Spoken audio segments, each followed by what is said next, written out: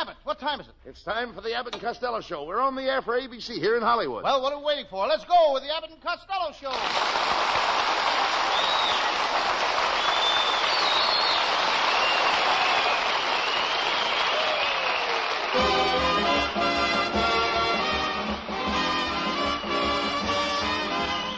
Yes, it's the Abbott and Costello Show, produced and transcribed in Hollywood for your listening and laughing pleasure. Chuckles with a carload and music by Matty Malney.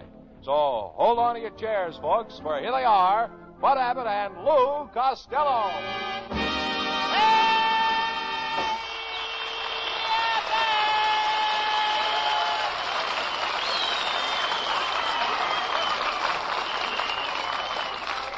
All right, stop that racket. Where have you been all afternoon? Where have I been all afternoon? Yeah. I took a tour of the movie stars' homes. I passed Gregory Peck's house and said, gee, I'd like to have his Cadillac. Then I passed Clark Cable's house and I said, gee, I'd like to have his yacht.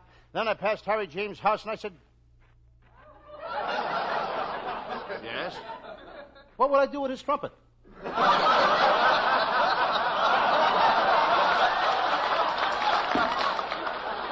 know, I shouldn't be kidding, Abbott. I mean, after all, I got a threatening letter today. Somebody wants to kill me.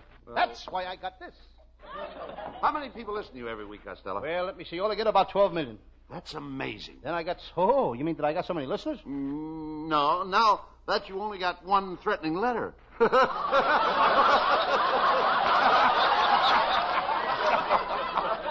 Show me where it says that in the script.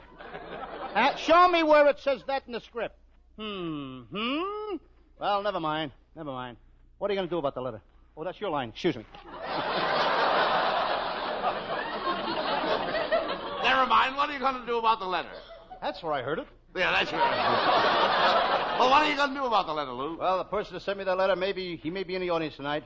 I'm going to search everybody out there. I'm going to start with that blonde in the front row. No. Don't be silly, Costello. A beautiful girl like that wouldn't be carrying a gun. You look for what you like, and I'll look for what I like.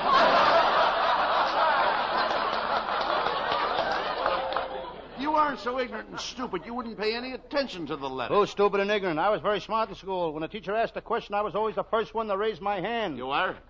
And sometimes it was to answer the question.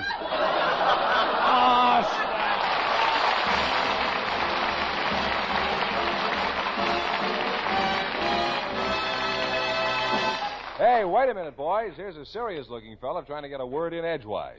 Let's see what he has to say.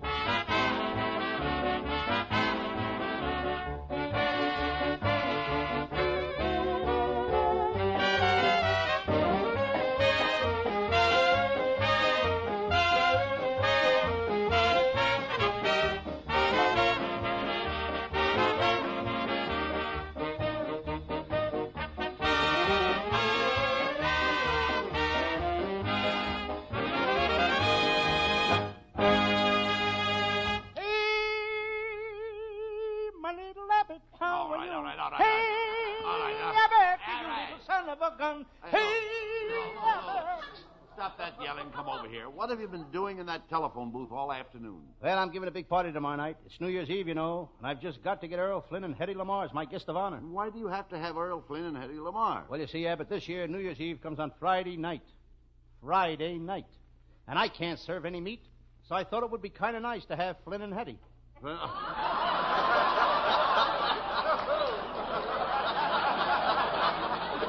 never mind that. Is your brother Pat going to have a nice New Year's this year? Oh, yes. You know, this is the first year since he's been out of the Navy, Lou. Yes, he's very happy about it. The Veterans Committee got him an apartment for $250 a month. Does he like... Does he like it? Yes, him and his wife And his baby and his father-in-law and his mother-in-law are all living there in one room. Well, isn't it kind of crowded? Only at night when the landlord backs his car in.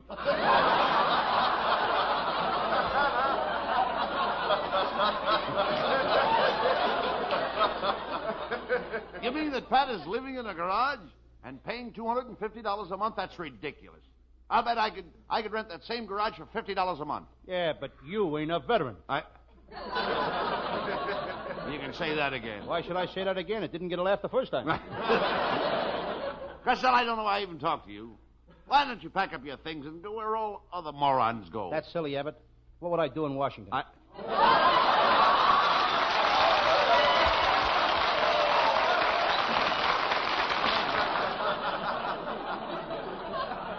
Well, never mind that. I want you to remember that 1949 is only a couple of days off. And I hope that next year you'll settle down and get married. What for? You should get married. Don't you miss being married? Don't you miss having a little woman around the house? No. I hang wet nylons in the bathroom. I scatter bobby pins all over the floor. I smear all my towels with lipstick. And you'll be surprised how I don't notice there isn't a woman around.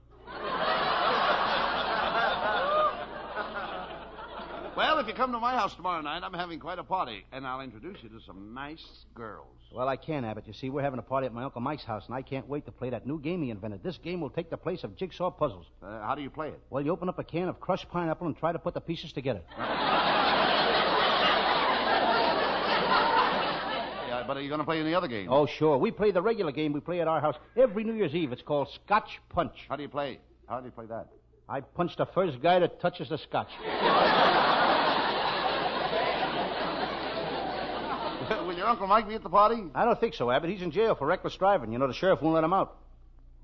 He won't? No. Well, if the sheriff won't let him out, you know the mayor, DeVita. You know him, Mayor don't you? DeVita? Yeah. Oh, sure I know. Well, why don't you call him? Maybe he could swing it. You must know somebody that can swing it. I think I'll call Carmen Miranda. Carmen Miranda. She don't even know the sheriff. I know, but brother, can she swing it?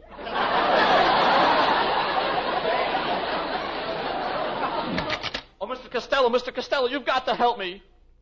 What's the matter, young man? Well, my wife wants to send me to a sanitarium. Why? Because I like French fried potatoes. What's wrong with that, young man? I love French fried potatoes myself. You do, Mr. Costello? Certainly. Then you must come over to my house. I've got trunks and trunks just full of French fried potatoes.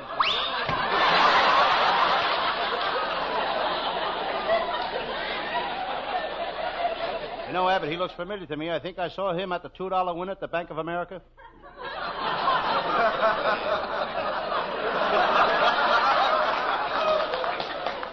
Wait a minute. I've heard of a paying window, a receiving window, and a loan window, but since when have they got a $2 window at the Bank of America? Ever since the president went out to Santa Anita, so the business are doing with theirs. You ought to go out to the racetrack, Abbott. It runs like a machine. A machine? Yeah, vacuum cleaner. The only place in the world where the windows clean the people. I hope you'll pardon the intrusion, boys, but you remember me. I was candidate for representative from your district. Oh, politician Harry Brown. Yes, gentlemen, yes. The same Harry Brown that promised to clean up the city, close up all the pool halls, bring back prohibition, and finish the Hollywood freeway. Mr. Brown, what are you doing now? Nothing. I was elected.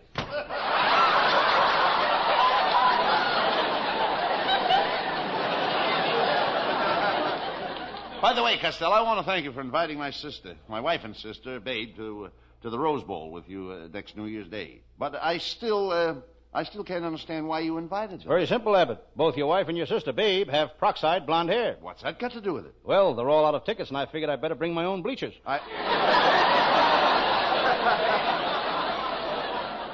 good evening, boys. Well, look, Costello, it's our secretary, Viola Vaughn. Well, Viola Vaughn, you give me the wrong place, kid. Costello, you ought to be ashamed of yourself. Viola has only been in California a short time, and you should try to make her feel at home. Say something nice to her. All right, Viola, old girl, it's been frightfully nice seeing you again. Frightfully nice. Oh, thank you, and it's been frightful seeing you again.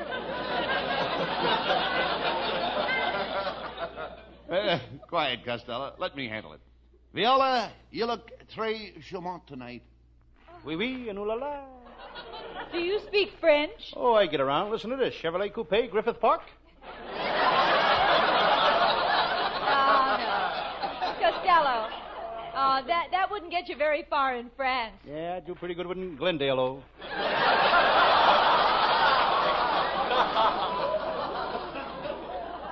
Pay no attention to him, Viola. How would you like to come over to my house New Year's Eve for a little late supper? Is it going to be a buffet?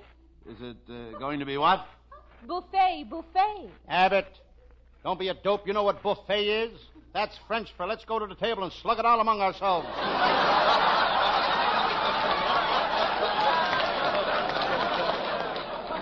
On second thought, Costello, I don't think I want you at my house on New Year's Eve. Your table manners are atrocious. Oh, Mr. Abbott, let him come over to our house. Costello, you just watch me. I have perfect table manners. Well, is that so? Well, there's one thing I've been meaning to ask you. Every time you drink coffee, you always stick your finger straight out. What's that for? That's where you hang the wet donuts.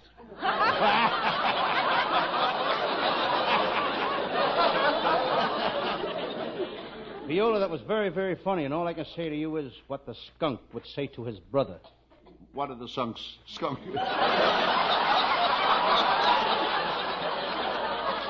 I still would like to know what page you're on. What did the skunk say to his brother? I beg your pardon? What did the skunk say? All right, folks, we all go back to page 16. What did the skunk say to his brother? Got your teeth back in, eh? Answer the question, yes or no. I'll just have it just once more. What did the skunk say to his brother? You do, too. You do...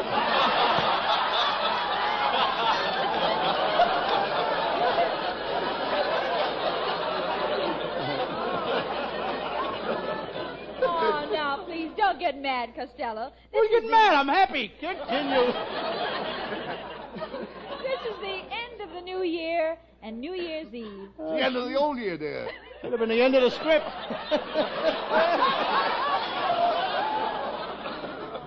What did you say, honey? This is the end of the old year and New Year's Eve. Now I'm going to give you the hottest, burning, sizzlingest kiss you've ever had. You are? Yes. Attention, New York and Chicago. Stay tuned in. This may be just what you need to melt the snow off your streets.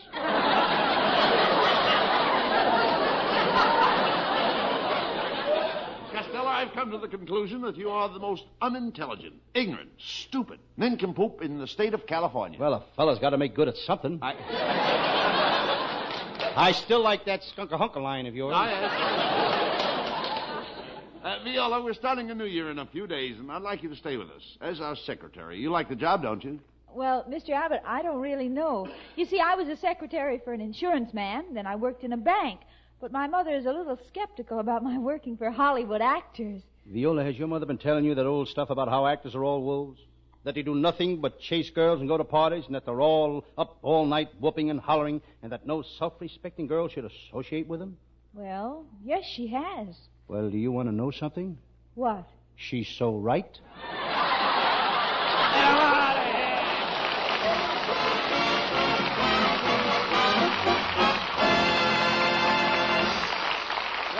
Break it up, men, but it's time to change the subject for just about 60 seconds.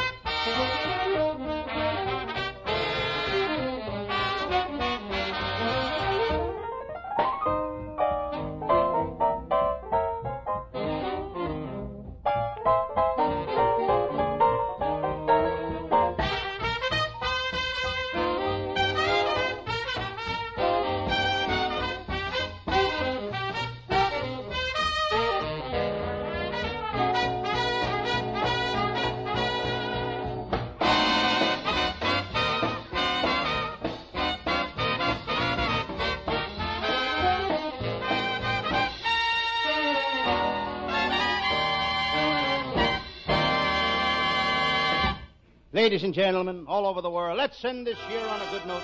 Here's Howell Winter singing with Matty Malnick's orchestra a very beautiful ballad entitled Dancing in the dark till the tune ends. We're dancing in the dark, and it soon ends. We're waltzing in the wonder of why we're here. Time hurries by, we're here and gone, looking for the light of a new love to brighten up the night.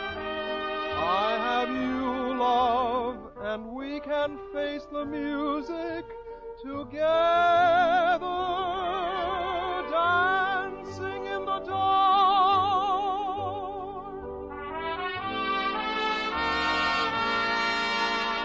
What though love is old, what though song is old, through them we can be young. Hear this heart of mine, make yours part of mine, dear one. Tell me that we're one.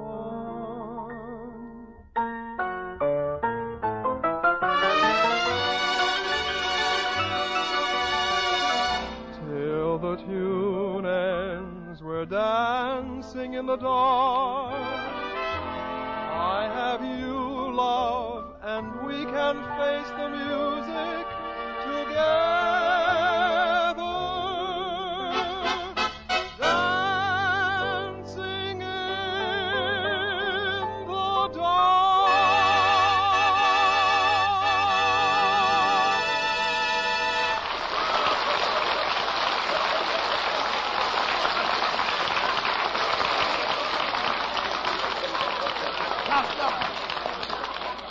Come over here. What are you writing in that little book? I beg your pardon? What are you writing in that little book? What are you perspiring for? I'm asking you, Costello, here. What are you writing in that little book? I got 4 New Year's resolutions written in here, Abbott. For 1949, here's what I'm going to do. Resolution number 1, I resolve to improve my handwriting. Now, that's good. What is number 2? How do you like that? I can't read it.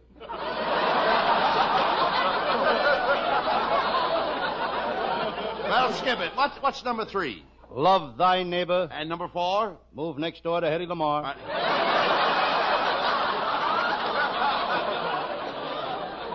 Why don't you make up a sensible list of resolutions? Well, I'm only kidding, but I got a sensible list. Listen to this. Number 1, give up going to nightclubs. Number 2, give up going with girls. Number 3, give up resolutions number 1 and number 2. Talk sense, please. I like the one about love thy neighbor. Yeah. But where are you going to spend New Year's Eve, Lou? Well, I could go to Ava Gardner's party. There's only one thing that's stopping me. What's that? She didn't invite me.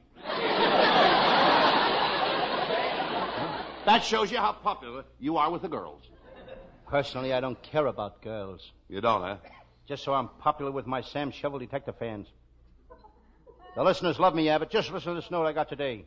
Dear Lou Costello, a Sam Shovel private detective, you are wonderful. You kill me. If you ain't the funniest guy on the radio, I'm a monkey's uncle. I'm coming to the studio tonight. Mr. Costello, there's someone here to see you. Show the man in. It's no man, just a monkey with his uncle.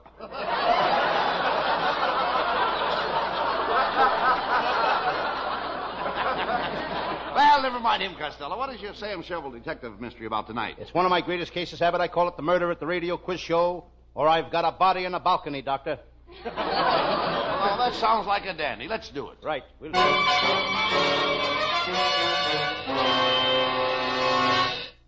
Yes, I'm Sam Shovel. Sam Shovel, private detective. I'll take any kind of a case. If you need a detective to shadow somebody, call me. If you need evidence for a divorce, call me. If you need a detective with courage and fortitude, call me.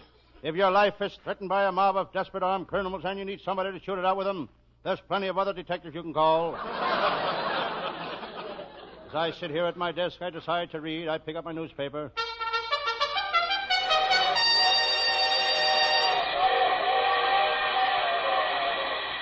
It's the Herald Express. I see an ad for California grapefruit. You can always tell it genuine California grapefruit. If it don't squirt juice, it squirts fog. While reading, I decide to smoke. I reach for my old Indian peace pipe. It's a genuine old Indian peace pipe. Instead of tobacco, it's filled with pieces of old Indians.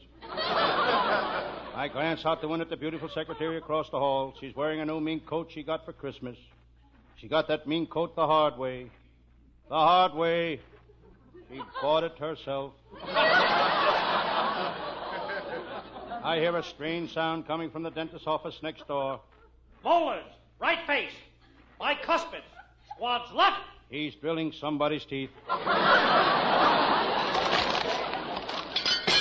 My ceiling just cracked. A piece of plaster fell on my desk. There's something written on the plaster. It's as wide as a chicken crossed the street. It's corn plaster. My ceiling is full of old cracks. So are my writers. On my wall, I notice a picture of Trigger Finger Tessie. What a girl. She shot from the hip and she could hit anything. Then one day she bought a gun. But she threw it away. She found out she could hit more people with her hip. Tessie was a gun moll. Every time she started to pull a job, I cooked her goose. In Cleveland, I cooked her goose. In Boston, I cooked her goose. In Albany, I cooked her goose. And one day, she asked me to marry her. She said, Sam, nobody can cook a goose like you. I gave her a job as my secretary, but she never could get any work done. In the office, she was a bottleneck. Every time I opened a bottle, she'd want a neck. Well, here I am all alone, and it's New Year's Eve. I look out at the window at the crowds in the street. What a racket. Everybody's celebrating. Half the men have noisemakers. The other half left their wives home. In the crowd, I see my pal, Lieutenant Abbott of the Homicide Squad. Abbott is a shrewd cop, but he's very tight with money. He gave his wife a bottle of perfume for Christmas. The perfume was so cheap that when she put on her fur coat, 2 moths flew out, holding her nose. Lieutenant Abbott is a drinking man. And how? He loves beer. But in 1949, he's going on a wagon. Not because he wants to quit drinking, but he figures if he goes on a wagon, he'll have to be that much closer to the beer. Suddenly, my office door opened. Hello, Sam Shovel. Happy New Year. Where have you been? I haven't seen you all week. I've been helping out with the Christmas rush at Nancy's department store. They fired me. I made a mistake. I took a sign-off address and put it on a bathtub. What did the sign say? How would you like to see your girl in this for $1.98?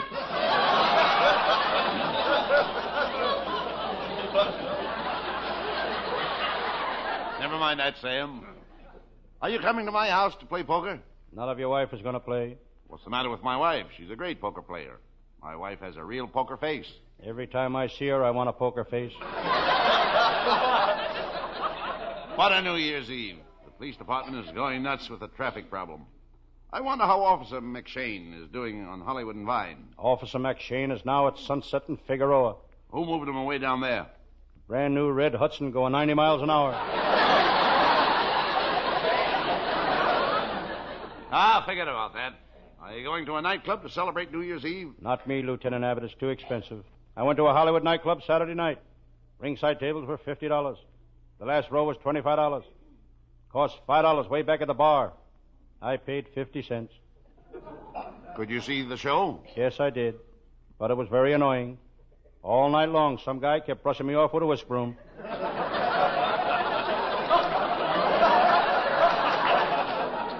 Look, why didn't you come to my house tonight, Sam? It'll be a swell party. Bring that cute little redhead you met yesterday.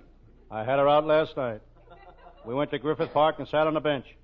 Every time I kissed her, she pulled her hair out of her head. Well, bring her to the party. Lieutenant, how would it look for me to walk into your house with a bald-headed girl? I know who I'll bring. Gertie. Gertie, she's a swell at a party. She's a scream. Does she play piano? No. Does she sing? No. What does she do? She screams.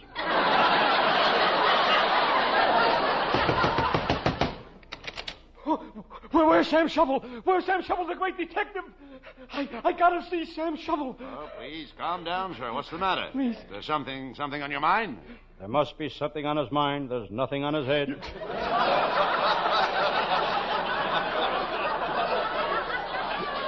Stop joking, Sam Shovel. You gotta help me, please. There's something the matter with my wife. She's asleep. I can't wake her up. Sam, I can't wake up my wife. Have you tried shaking her? Shaking her? I've been doing better than that. For the past 2 hours, I've been hitting her on the head with a hammer.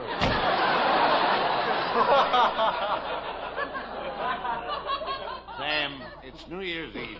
Forget you're a detective. Let's go to my house for a New Year's party.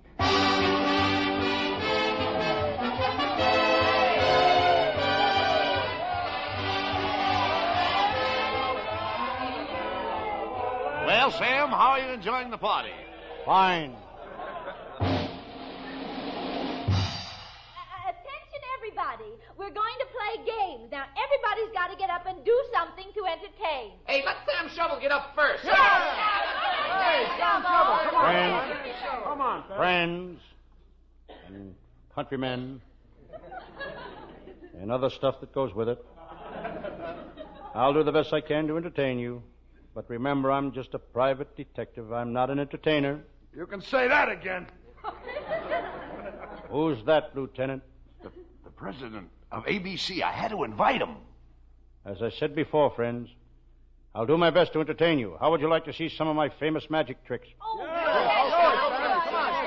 Okay, Sam. Okay, now, Lieutenant Abbott, may I borrow your handkerchief? Thank you. Now, Mr. President of ABC, may I borrow your watch? Okay, here. But be careful with it. My wife gave it to me for Christmas. Good. Now watch me carefully. First, I wrap the watch in the handkerchief. I tie 4 knots in the handkerchief. Now I place it on the floor and jump up and down on it like this.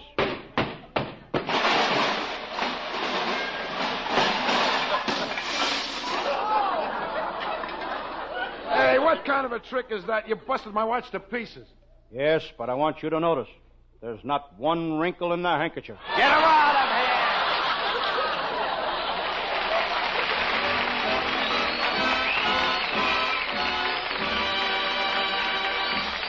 Abbott and Costello will have the last word as usual. But before they do, we'd like you to ponder this.